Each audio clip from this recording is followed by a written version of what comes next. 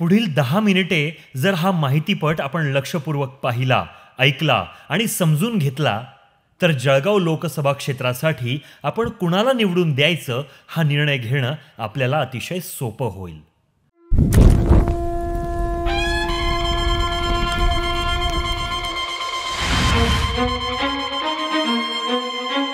शंखनाद होऊ दे, रणदुंदुभी वाजू दे, नाद घोष गरजू दे विशाल.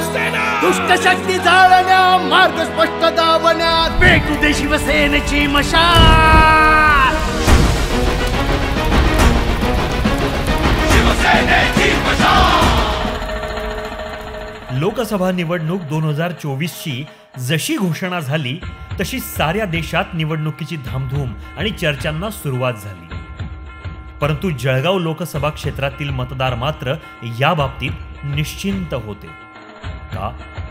कारण विद्यमान खासदार उन्मेष पाटील ज्यांनी जळगाव लोकसभा क्षेत्रातील शेतकऱ्यांपासून ते सामान्य नागरिकांपर्यंत साऱ्यांसाठी काम करत या क्षेत्राचा कायापालट केला, तेच पुन्हा खासदार होतील आणि सारे काही सुरळीत सुरू राहील अशी शाश्वती मतदारांना होती. परंतु या दरम्यान जे काही राजकीय बदल झाले ते आपल्या साऱ्यांनाच माहीत आहे.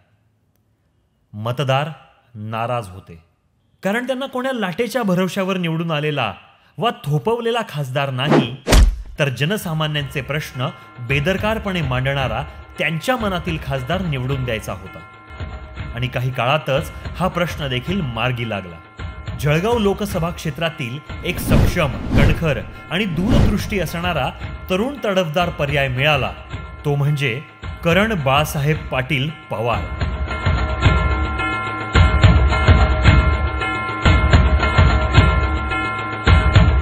आता बऱ्याच मतदारांना असा प्रश्न पडू शकतो की खासदारासारख्या अत्यंत महत्त्वाच्या पदासाठी करण बाळासाहेब पाटील यांच्यावर आम्ही का विश्वास ठेवावा?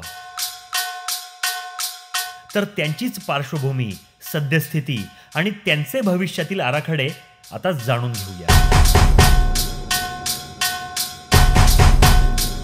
कला विषयात पदवीधर आणि जळगाव जिल्ह्यातील पारोळा स्थित असलेले 37 वर्षीय करण पाटील पवार यांच्या राजकीय आणि समाजसेवेची पार्श्वभूमी म्हणाल तर आजोबा कैलासवासी भास्करराव राजाराम पाटील पारोळा तालुक्याचे 3 वेळेस आमदार असताना त्या काळी दुष्काळी तालुका असलेल्या पारोळ्यातील तामसवाडी येथे धरणाची निर्मिती केली आणि तेथील पाण्याचा प्रश्न सोडवला.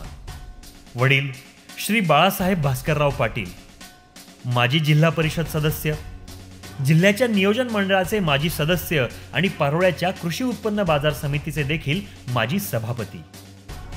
आई सौभाग्यवती सुजाता बाळासाहेब पाटील या पारोळा पंचायत समितीच्या माजी सदस्या आणि पत्नी सौ अंजली करण पाटील ह्या देखील पारोळा येथे महिला व बाल कल्याण सभापती आहेत.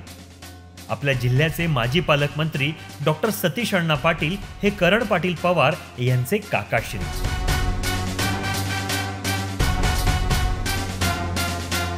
एवढी सारी राजकीय पार्श्वभूमी असताना देखील करणदादांनी केव्हाही आणि कुठेही दबावतंत्राचा वापर न करता खिलाडू आणि लढवय्या वृत्तीने पारोळा नगराध्यक्ष पदाची निवडणूक लोकनियुक्त पद्धतीने लढवली आणि निर्विवादपणे यशस्वी झाले. 2 टर्म नगराध्यक्ष पद भूषवत असताना परंपरागत राजकारणाला छेद देत, तरुण वर्गाला सोबत घेत पारोळा नगरीला तंत्रज्ञानाची सांगड घालत शहर एका वेगळ्या उंचीवर नेण्यास मदत केली. कुठल्याही समस्येच्या मुळाशी जाऊन नेमकी अडचण समजून ती सोडवण्याचे कसब करणदादांना अवगत आहे.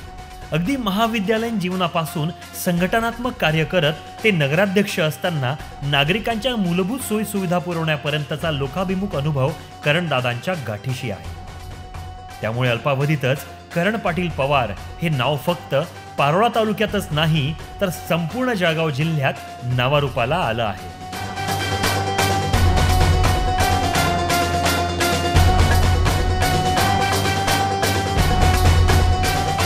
आता वळूया आपल्या जळगाव लोकसभा क्षेत्राकडे.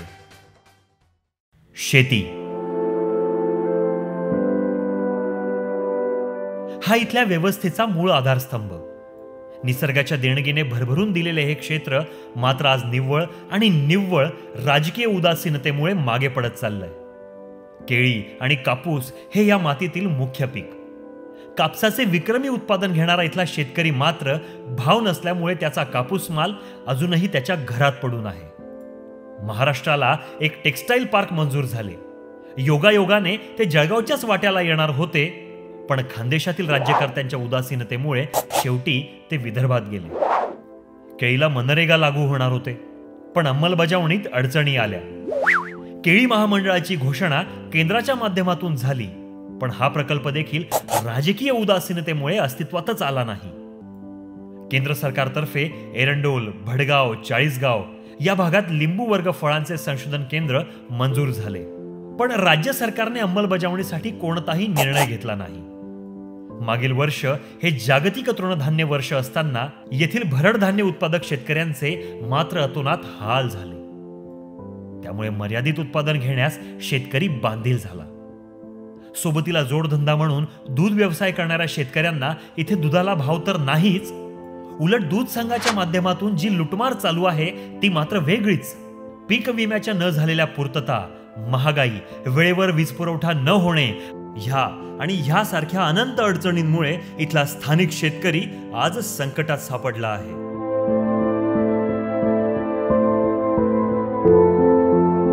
शेतकरी वर्गासोबतच तरुणाई देखील समस्यांच्या गर्तेत फसत जात आहे.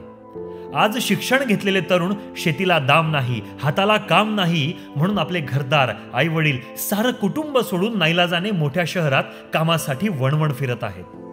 स्वतःचा उद्योगधंदा सुरू करावा असे पोषक वातावरण येथे नाही. स्थानिक राज्यकर्त्यांच्या नाकर्तेपणामुळे मोठ्या कंपन्या येथे येणे तर सोडाच, पण सध्या सुरू असलेल्या कंपन्या देखील बंद होण्याच्या मार्गावर आहेत.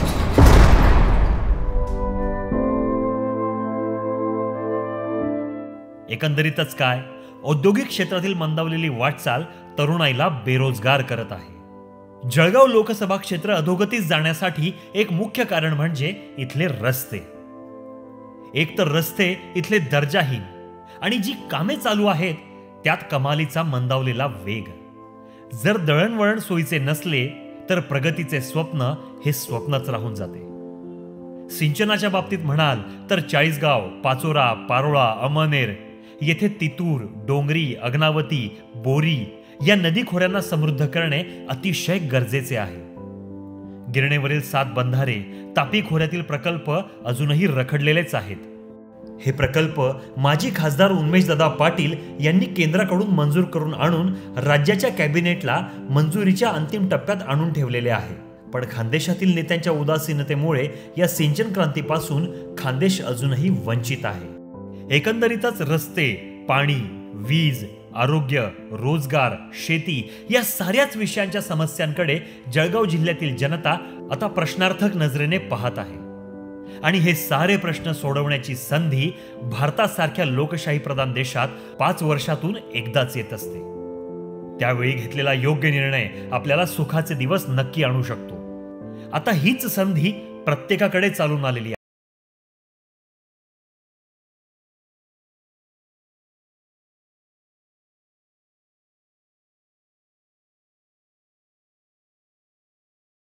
नमस्कार, मी करण बाळासाहेब पवार पाटील, जळगाव लोकसभा महाविकास आघाडी उमेदवार, मशाल या चिन्हावर आपल्या सगळ्यांचा आशीर्वाद घेण्यासाठी, आपल्या सगळ्यांचं प्रतिनिधित्व करण्यासाठी, जळगाव लोकसभेचा खासदार होण्यासाठी आपल्या सगळ्यांना विनंती करतो की आपल्या लोकसभा मतदारसंघातील प्रश्न सोडवण्यासाठी, महागाई असो, बेरोजगारी असो, या ठिकाणी अनेक प्रकल्प जे प्रलंबित आहेत, पाण्याशी संबंधितले प्रकल्प असो, MIDC संदर्भातले प्रकल्प असो, महाराष्ट्रात होऊ घातलेल्या चुकीच्या राजकारणाच्या पद्धती याच्या संदर्भात असो, की आपल्याला जे अपेक्षित आहे की खासदार कसा पाहिजे, असा खासदार मागच्या वेळेस मिळालेले असताना एक खासदाराची त्या ठिकाणी कुठेतरी जातीपातीच्या राजकारणात किंवा वरचढाच्या राजकारणात जी उमेदवारी कापली गेली, त्याच्या निमित्त असो आपल्या सगळ्यांना विनंती करेल, येत्या 13 मे रोजी आपण मला त्या ठिकाणी मशाल या चिन्हासमोरील बटन दाबून प्रचंड मताधिक्याने मतदान करावं आणि या लोकसभा मतदारसंघाची सेवा करण्याची संधी द्यावी. धन्यवाद. शेतीशी नाळ जोडून असणारे, तंत्रज्ञानाची माहिती असणारे, सर्व स्तरावरील समाजातील लोकांना सामावून घेत नवनवीन वाटा धुंडाळणारे तरुण तडफदार नेतृत्व आपल्या खानदेशच्या विकासासाठी, आपल्या या भूमीच्या प्रगतीसाठी म्हणजेच करण पाटील पवार आपल्या सेवेत सदैव हजर आहेत. आणि सोबत आहे उन्मेष दादांचे मार्गदर्शन आणि खंबीर साथ. आपल्या शेतकरी बांधवांच्या पाठीशी उभं राहायला आणि त्यांचा आवाज थेट संसदेत पोचवायला करण दादांशिवाय पर्याय नाही. कारण ते स्वतः शेतीविषयक पार्श्वभूमीतून येतात. शेतकऱ्यांबद्दलची संवेदनशीलता त्यांच्या रक्तातच आहे. कारण तालुक्यातील दुष्काळाचा प्रश्न त्यांच्याच आजोबांनी मार्गी लावला होता. करण दादांतर्फे तात्काळ कापसाच्या हमीभावासंदर्भात पावले उचलली जाणार आणि भांडवलदार नाही तर शेती मित्र म्हणून काम करणार. केळी, लिंबू, कापूस, भरडधान्य आणि दूध उत्पादकांसाठी सतत कार्यरत राहणार. शेतीमालाला भाव देत शेतकऱ्यांच्या सोयीसुविधांचाही विचार केला जाणार. थोडक्यात म्हणजे आपला खानदेशी शेतकरी आता मरणार नाही तर तरणार.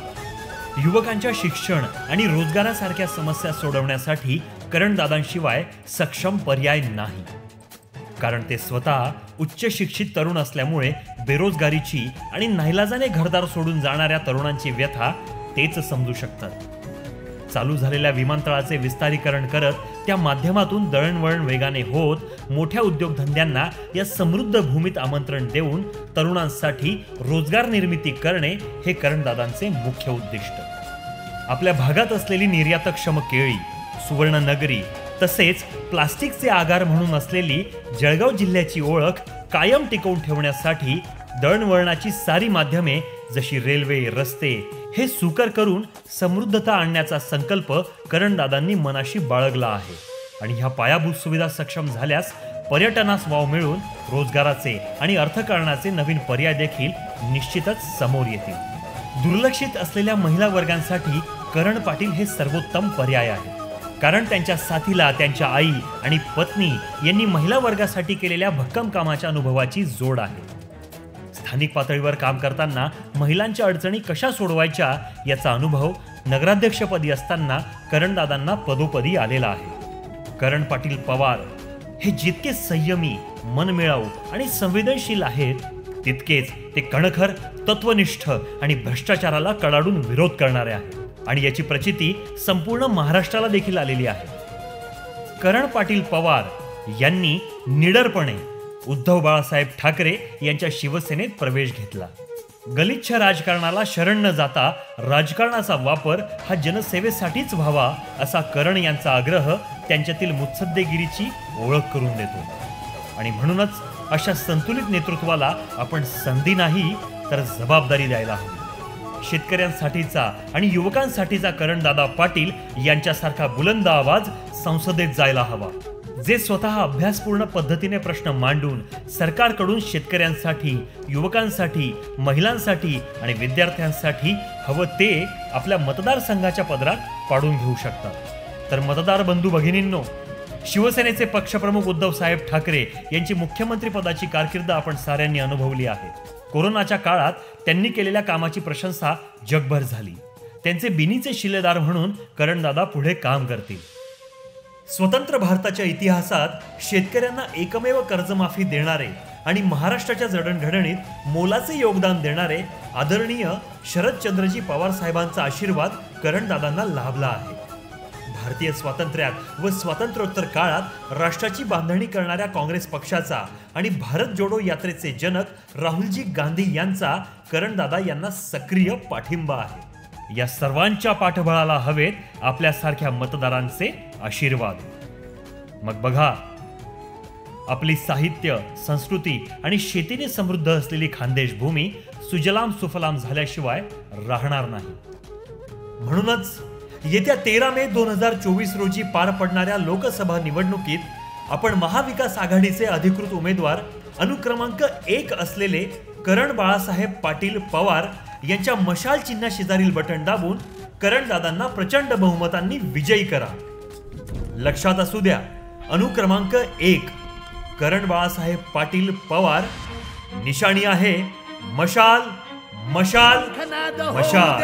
रणदुंदुभी वाजू दे, नाद घोष गरजू दे विशाल.